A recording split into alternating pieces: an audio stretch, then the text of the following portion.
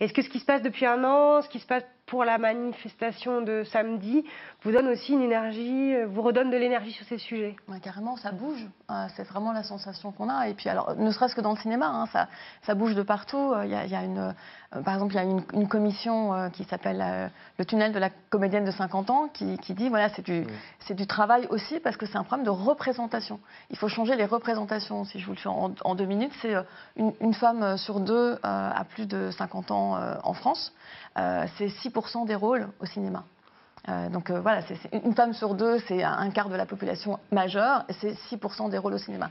Ça veut dire que tout d'un coup, quand vous allez penser, il y a un rôle dans un scénario, il y a écrit un juge, et ben pourquoi on ne met pas une femme juge, et pourquoi, si on met une femme, pourquoi on la met à 35 ans et pas au-delà de 50? Les femmes, passées entre 45 et 65 ans, bizarrement à la période de la ménopause, ne sont plus désirables, ne sont plus représentatives d'une certaine image, parce qu'en fait, c'est les deux pôles. C'est d'un côté, il y a les jeunes femmes qui sont des objets sexuels, et puis de l'autre côté, passé 45-50 ans, on les jette.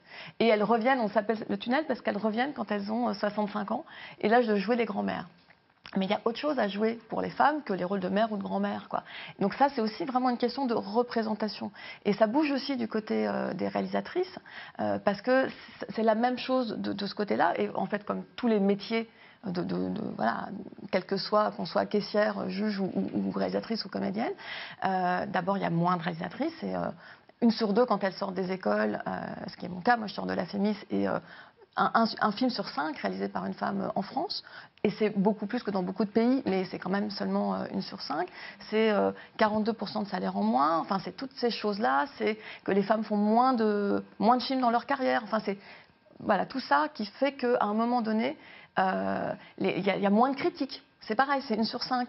Donc les critiques femmes ne regardent pas les films de la même manière, ou en tout cas les films réalisés par des femmes ou avec des personnages de femmes comme personnages principaux, quand ils sont jugés par des critiques majoritairement hommes de plus de 50 ans, c'est pas les mêmes regards, c'est pas les mêmes points de vue, c'est pas forcément les mêmes centres d'intérêt. Donc c'est tout ça qu'il faut faire bouger. Et là, ça a bougé récemment. Il y a eu des assises au CNC sur la parité, la diversité et l'égalité. Voilà, donc les choses bougent, et c'est aussi grâce à MeToo. Donc oui, bien sûr qu'il y a de l'espoir. Heureusement qu'il y a de l'espoir.